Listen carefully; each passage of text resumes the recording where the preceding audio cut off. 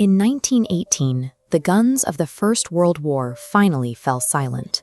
But as the smoke cleared over the Middle East, it revealed the shattered remains of a 600-year-old transcontinental giant. The Ottoman Empire was completely dead. Popular history often dismisses the Ottomans as the sick man of Europe, a crumbling relic that accidentally stumbled into global conflict and quietly expired. But empires of this scale do not die quietly. Their collapse tore a massive vacuum across 3 continents, leaving foreign diplomats to scramble over the resulting pieces.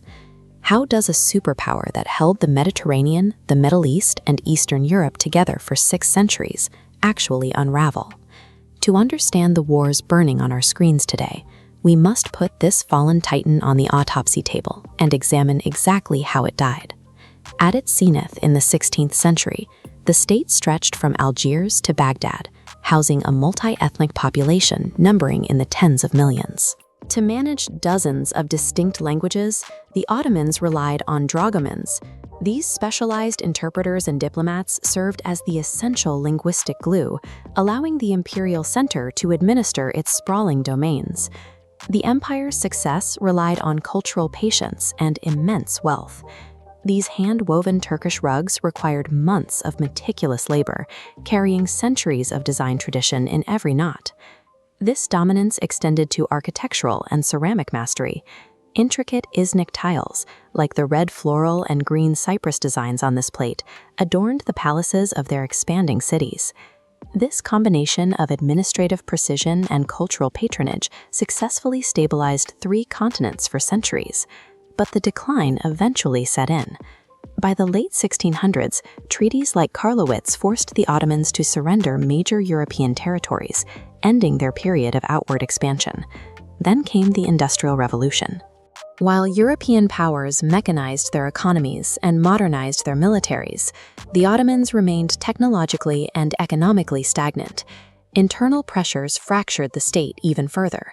Rising nationalism among the empire's diverse subjects sparked the Balkan Wars of 1912 and 1913, stripping the Ottomans of nearly all their remaining European territory. Weakened and desperate, the Ottoman leadership made the fatal decision to enter World War I. The conflict dragged their forces into starvation and multi-front slaughter, from the trenches of Gallipoli to the Arab revolts in the south. By 1918, the empire was occupied and broken. Sultan Mehmet VI, the final monarch, presided over the total failure of the leadership to protect their realm. Technological stagnation and nationalist fragmentation had hollowed out the state. World War I simply delivered the final fracture. As the empire disintegrated under Allied occupation in 1918, a group of military officers launched the Turkish War of Independence. They were led by a commander named Mustafa Kemal Ataturk. Ataturk viewed the Ottoman past as a rotting limb. To him, the survival of the Turkish nation required a total amputation of its imperial history. He enforced a rapid overhaul of public life. In quick succession, they abolished the caliphate, outlawed the fez, and mandated voting rights for women. He even targeted the language itself. In 1928, the government completely replaced the centuries-old Arabic script with a new Latin alphabet. These radical reforms birthed a fiercely secular republic, but they required the intentional erasure of a 600-year-old identity.